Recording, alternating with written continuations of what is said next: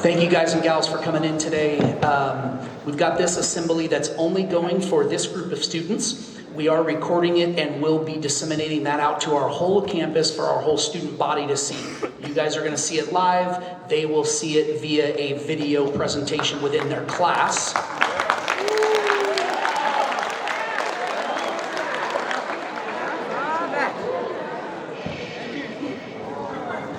So what you're in here for is many of you have probably already received information, heard about this. There have been some parent presentations a week or two back in the evening at two different locations in our district where parent and community members could come and see the presentation. We are now disseminating this information live here at school because if you are unaware, our district has contracted with an outside organization to begin bringing in, and it will begin this year, going from this year forward in regards to what we see happening with contraband drug dogs. So what will happen is they will be visiting us. We will schedule them. You guys will not know when they're coming in, and they'll spend a period of time, and I'll allow these gentlemen back here to explain the process and what they do as they visit our site and what their job is to do. So with no further ado, I'm going to allow them two gentlemen to introduce themselves and to take over. This is probably only going to be about 15-20 minutes. They'll answer questions if you have any, and then we'll wrap it up and we'll be done for the day. So gentlemen, take on over. Yeah, thank you.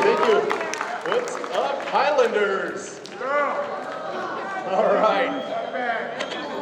All right, guys. My name is Al Radicke, and we have Dan Rodriguez and K9 Spartacus. We're with Impact K9 Solutions.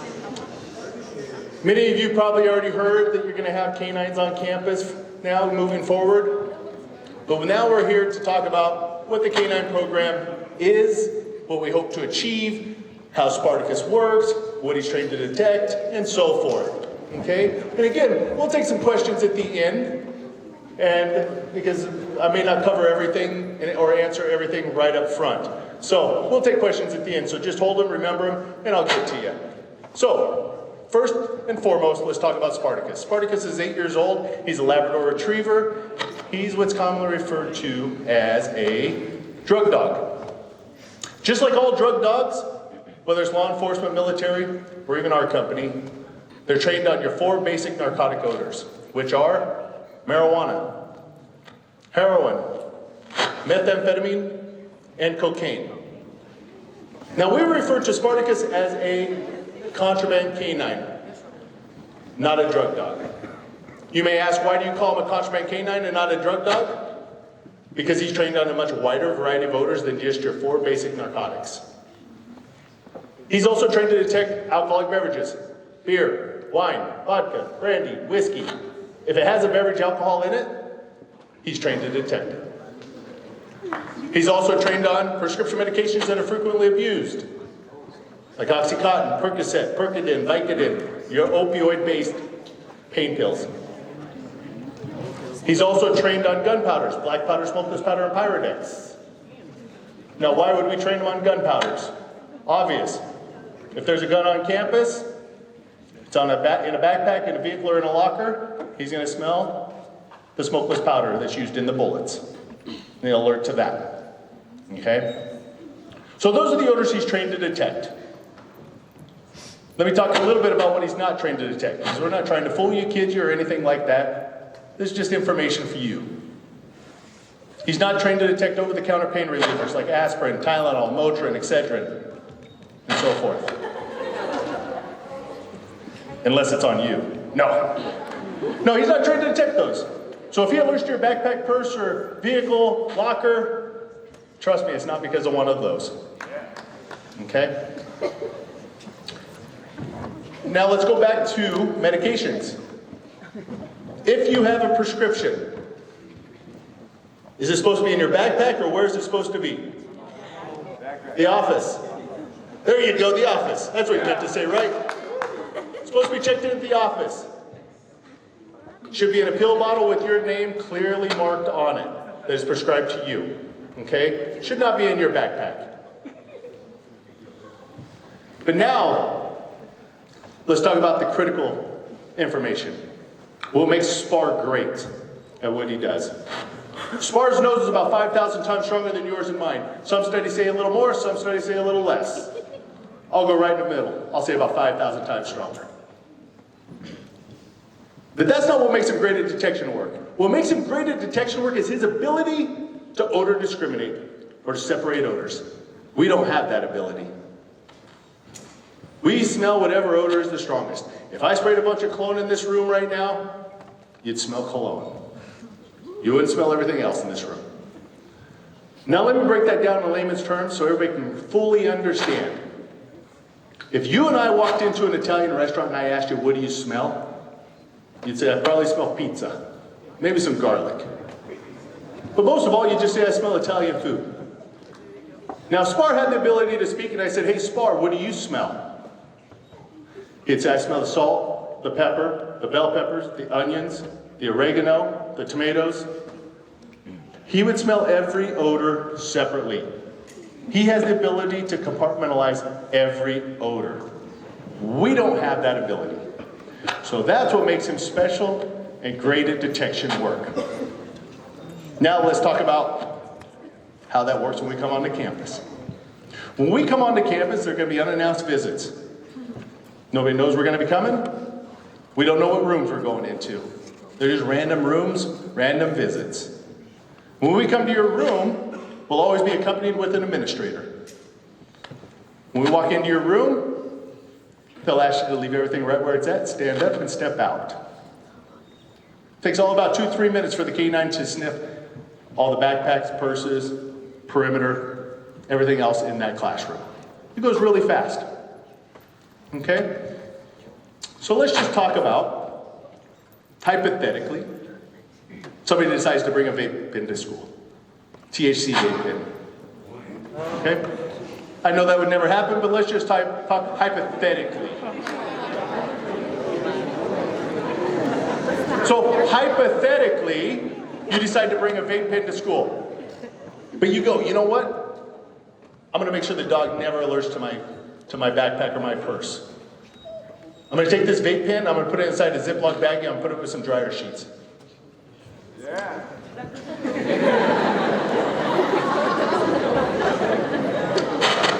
But as you know, that wouldn't be enough, right? So I'm going to take that vape pen with dryer sheets, and I'm going to put it inside of another Ziploc baggie with some coffee beans, just to make sure there's no odor coming off, right? We all know that works, or does it? So now we know we have that vape pen concealed very well. But just to further it, when it goes in that backpack, no, you have your sandwich for lunch. Your bologna sandwich, your Coca-Cola, your Doritos, you have your textbooks, you have your gym clothes, some smelly gym sneakers, so that we know the dog's never going to alert to that. Or will he? And then just to make sure, you take that backpack or your purse, and you spray it with a little cologne or a little perfume, just to make sure there's no odor coming off of that article. Well, I'll tell you this, 100% certainly you would have me fooled. You'd have your teachers fooled, administration, your peers. They would have no clue that that item is in there unless you tell them. Right? You're never going to tell them. So you have us fooled.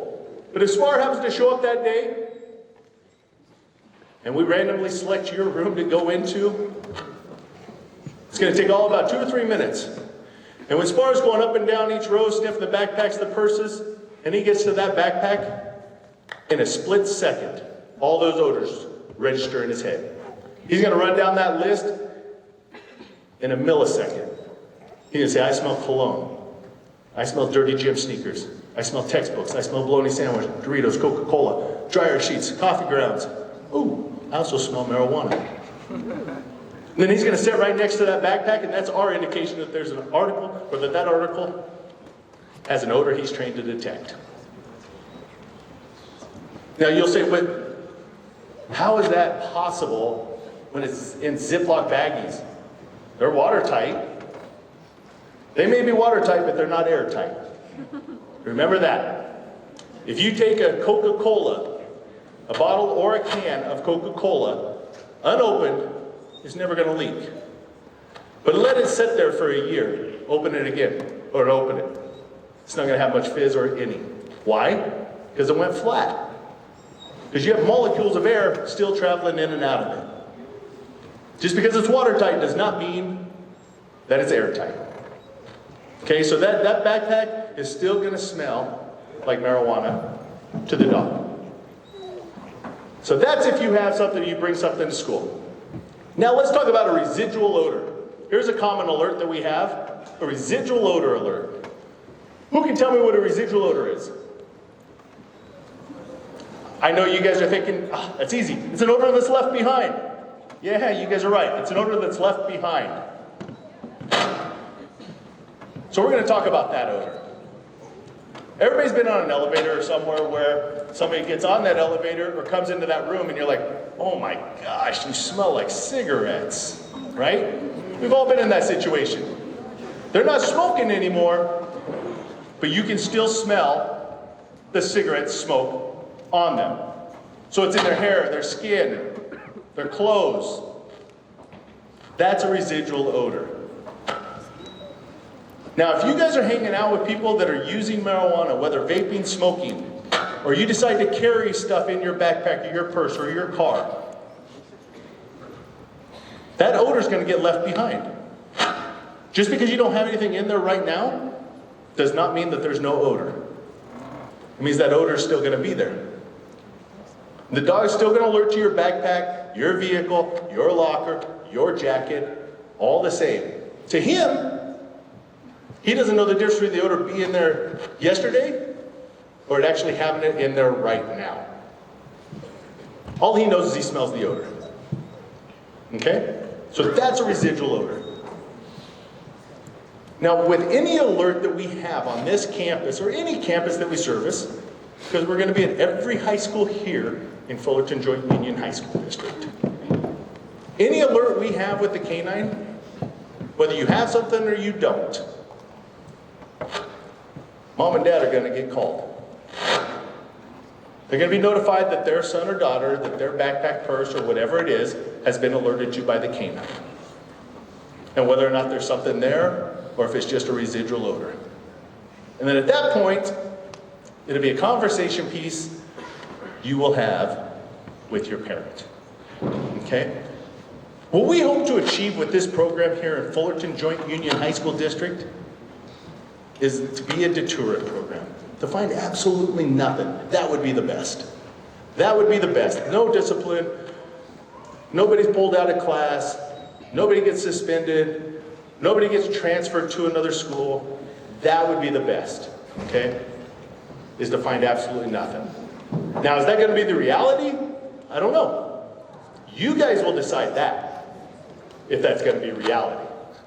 All we ask is that you make great choices. We want this to be a safe learning environment for each and every one of you, and for your teachers to teach, your administrations to do their job. That's it. Just a safe learning environment for you to focus on your education. And not about somebody else having something in their backpack or trying to sell you something or you trying to sell something or using the bathroom. And then best of all, you get high at school and then you're trying to act like you're not high. Then you get in trouble because you got high at school. Makes no sense. Why do it? Makes no sense at all. So all we ask you to do is if you feel like your backpack, your purse, your vehicle, anything you have has been contaminated, make sure and wash it, clean it. We're going to be on this campus very soon. The last thing we want to do is talk about a residual odor or you having something on campus. Does that make sense? Is that fair? Okay, with that being said, we have some backpacks up here. We're going to do a little demonstration of how the dog works. But before we do, I'm going to come up in the audience. I'm going to grab a couple dozen backpacks to put out here. Who wants to volunteer? Now I'm going to select them. It's probably going to be up. I'm joking, guys. Stop panicking. Stop panicking. I saw a lot of long faces like, uh-oh, uh-oh. How do I get rid of this stuff? Easy. Like I said, we're giving you a chance. So at this time, Spar is trained in Dutch. We're going to give him Dutch commands. He's going to search. He's a passive alert, so he should stop and let us know when he's on a backpack that has an odor.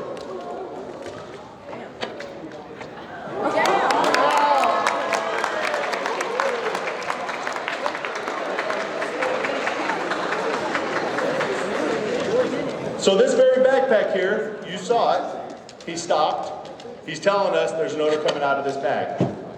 So let's see what he's alerting to. It's a vape. It's a THC vape.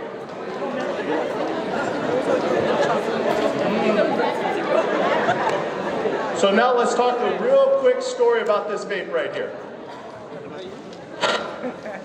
A lot of you young people feel like that vape has no odor. There's nothing coming off of it. It's not the plant material, it's not the flower. I don't smell it. Let me just tell you this. To Spar, that vape cartridge on there, even though we don't smell it, to Spar it probably still smells like a pound of marijuana in that backpack. Okay? To him, it has a lot of odor. So keep in mind, if you have it in your pocket, because you think, I'm not keeping it in my backpack, dog will never catch me. Keep in mind that your backpack or your purse is still going to smell. Because I guarantee that if you're vaping that stuff, you're vaping it around your purse, your backpack, and so forth. You're going to run a risk. You're going to gamble. You will lose. The dog's going to alert to your stuff. Okay, and that's what we don't want to happen. Absolutely do not want that to happen. So it's up to you to make those choices. We can't go home with you. All we can do is help deter it from being on this campus. Everything else is up to you. You guys are great young adults that can make some great choices. Nobody in here wants to be in trouble. That's not what you're looking to do. No kid brings drugs to school saying, I don't care if I get caught. Every young person brings stuff to school thinking, it'll never be me. Because if they thought it was going to be them, they wouldn't bring it. Every young person thinks it'll never be them until it is them. Don't be that person. So with that being said, I have a little bit of time, about 5 minutes. I can take a few questions if you have some questions. Let me see if I didn't cover it. The other thing I want to tell you before we take any questions, when we're on campus, if you feel and you see us on campus and you want to pet the dog, make sure and always ask the handler first, okay? And if the handler deems it fit, he'll let you pet the dog, okay? So let's start with the first question, but let's say it nice and loud. Shh. What if your family like smokes something and like Okay, great question. That's becoming more and more common. What if your family smokes? And we're talking marijuana, whether they smoke marijuana or vape marijuana. Okay? If your family does that, that's up to them. But just do this. If you're around it at home, wash your stuff, try to keep it away from it. Okay? Do the best you can to keep it away from it. If the dog alerts to it, just let the administration know what the situation is. I mean, it is what it is. You wouldn't be the first and you're not going to be the last. Okay? That is a fact. So just try to do the best you can to keep it away from it. Any other questions? Yes? Oh, he wants me to skip him. Yes?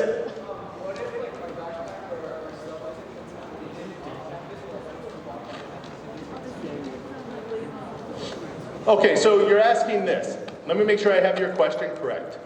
You're asking, what if your backpack is never contaminated outside of school, but you come onto campus and it becomes contaminated? Let me ask you this. Let me throw a question back to you so I can get an answer. How is it going to get contaminated at school?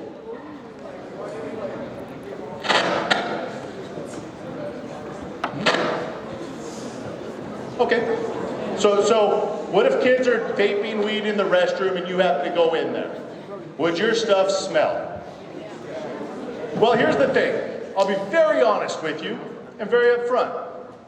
The likelihood of you going in that bathroom and coming right back out and not hanging out with the people that are doing it in there, like all 5 kids in a stall, acting like, oh, nothing's up, nothing's up. If you're not partaking in it, you go in that bathroom, you come right back out, the likelihood of your stuff having that odor is slim to none. Okay? That is going to be the fact. But if you're hanging out with them and you're partaking in it, just because you don't have it on you, does not mean that your stuff's not going to smell at that point.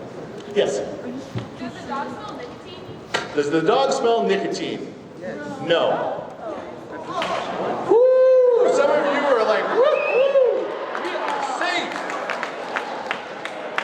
Or does he smell nicotine? See? Now I know half of you have nicotine vapes on you.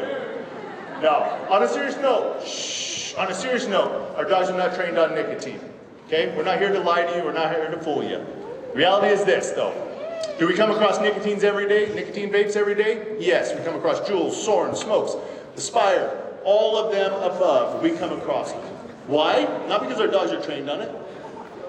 It's because they are around other substances. That residual odor that you think will never haunt you or catch you ends up catching about 50% of our finds of vape nicotines because they're around it or they're using it themselves. Now, let me throw this back to you.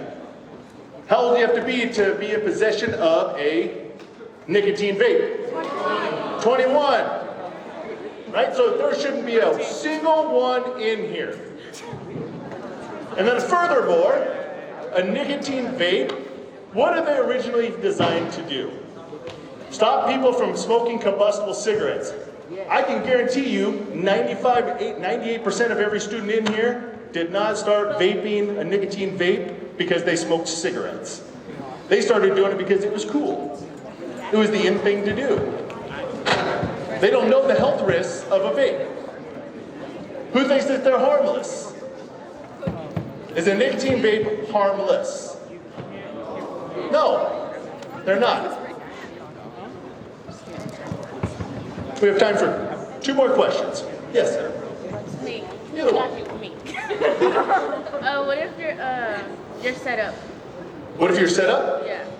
Meaning somebody put stuff in your... Yeah. I've been doing this nearly 15 years. She asked, what if you're set up? Can you tell me a scenario?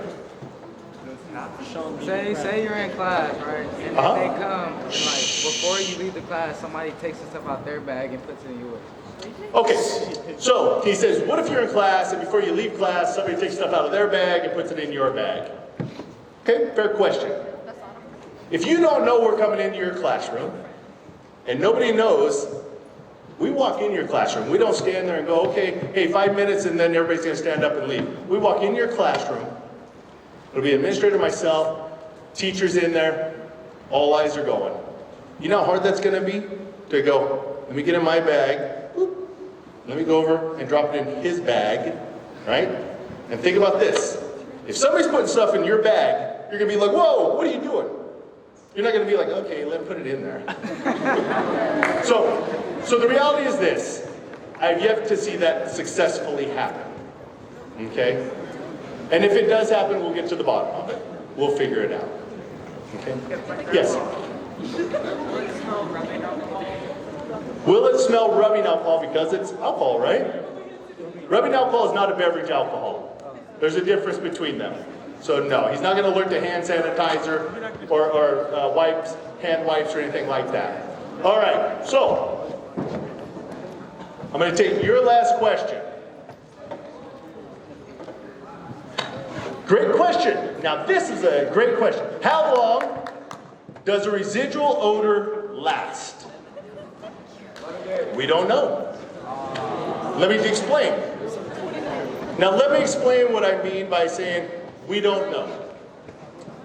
If you carry stuff in your backpack, you take it out, it's going to be in the fabric of your backpack, right? I wish I could tell you it's going to last 2 days, 4 days, 5 days. But I can tell you for a fact that it's been weeks later and my dog will still alert to your backpack. Okay? And if you're around it, it gets on your clothes, on your backpack. The dog will still alert to it many days later. That's why I say be mindful of what it's around, what goes in it, wash it, get it cleaned up. Okay? So, and also if you, let's take it a step further. Plant material, flower, right? The flowers, the buds. If a flake of marijuana gets dropped in your backpack, gets in the liner of your backpack, you will never see it in there. Ever. I won't see it in there. But guess what? That one flake will emit odor 24/7. And again, to the canine, it's going to smell like a pound of marijuana in there. So be mindful of what you put in your backpack or your purse or so forth. Or who you allow in your vehicle. Okay? Just be mindful of that. So again, thank you so much for coming in today. Thank you for your time. We look forward to seeing each and every one of you. Have a wonderful day. Stay where you're at. We're going to dismiss you in just a moment.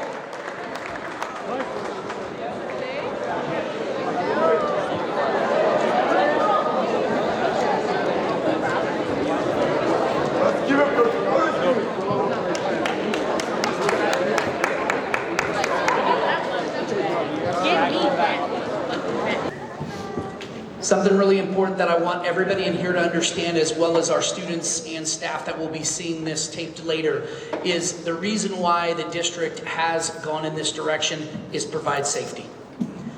We've got over 2,100, almost 2,200 students on campus every single day, a lot of staff. We have an open campus, and we want to ensure as a district and a site that we are the safest we can be. Do we know that this will eliminate all? Of course it won't. But is it one more layer that we can put in place to ensure that our students and staff are safe on a daily basis and that we're creating a safe environment? Absolutely. So do take that into note, as some of you may question, oh my gosh, why are we doing this? Because you've probably, many, if not most, if not all, have not come from sites with dogs present on a site periodically. So just keep that in mind, creating that safety for you guys. Hey, you guys were awesome, super respectful as always expected, and as you always are. At this time, you guys can head back with your teachers and go to class. Thanks.